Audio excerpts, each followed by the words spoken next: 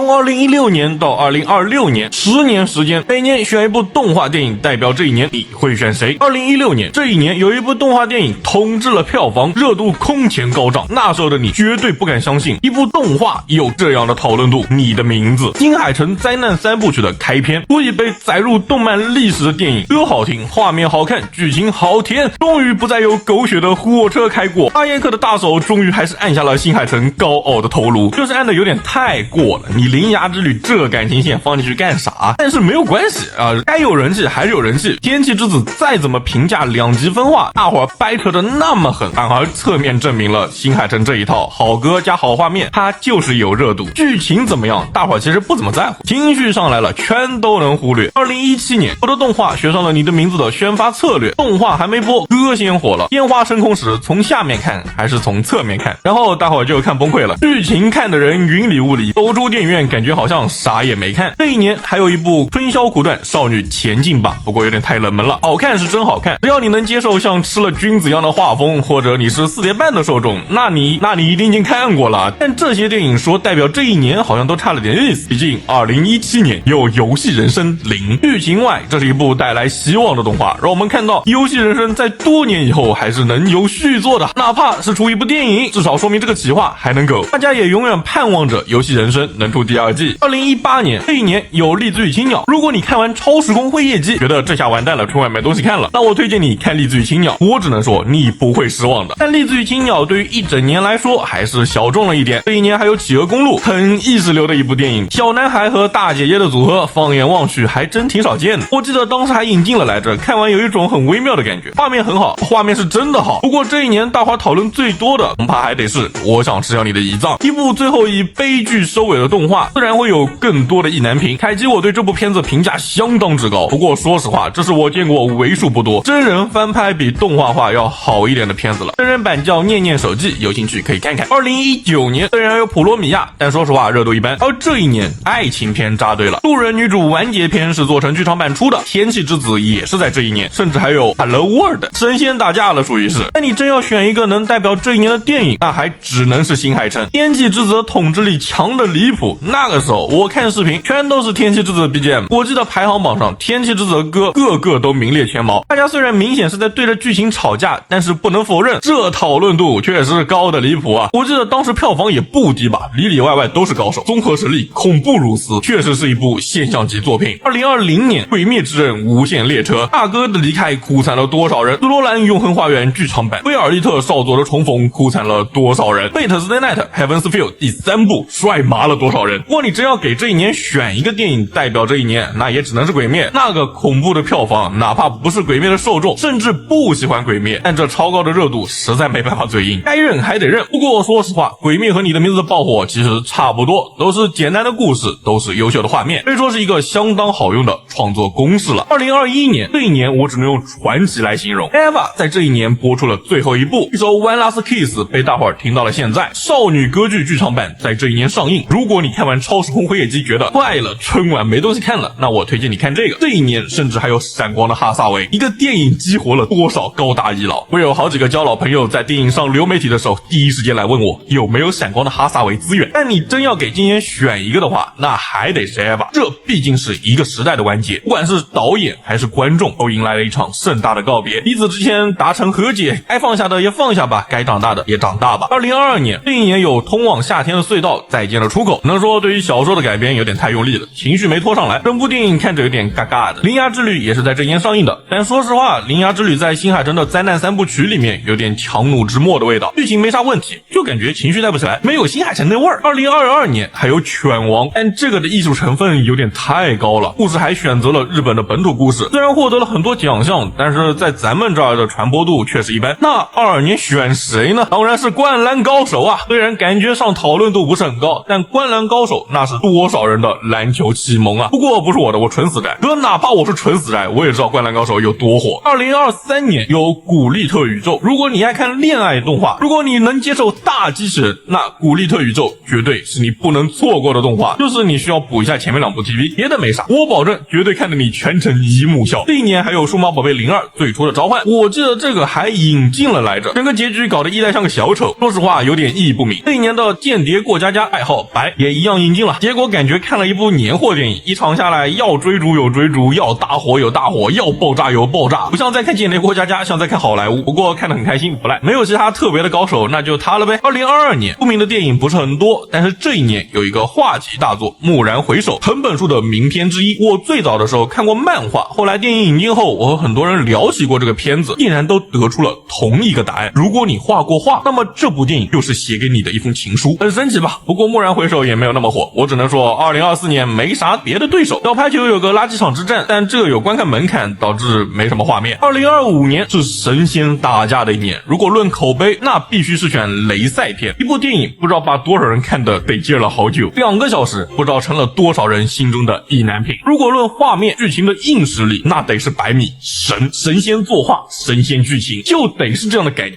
不要拘泥于形状，不要局限于造型，慌乱的线条只要动起来，那就是动画最该有的样子，最点燃动画之魂的一集。不要论票房，鬼灭之刃无限成片，无人能出其右，这一年是真难选啊，要不就让他3足鼎立吧。2026年超时空辉夜姬。什么？你问我为什么2026年才第2个月就有代表动画了？你知道什么叫为了一碟醋包饺子吗？这就是那碟醋啊。不开玩笑，辉夜姬这个讨论度在出现新的高手前，基本上稳坐2026年代表动画电影的宝座了。之前看到评论区有一个图说的很有道理，看这个动画开心的有2种人，一种是刚开始接触动画的，另一种是看了很多动画。第一种是看爽了就行，第二种是分清楚什么动画是看爽了就行。我觉得很有道理。那么你心中每一年的代表动画电影是什么呢？在评论区说说吧。我是凯基，我想和你聊聊动画。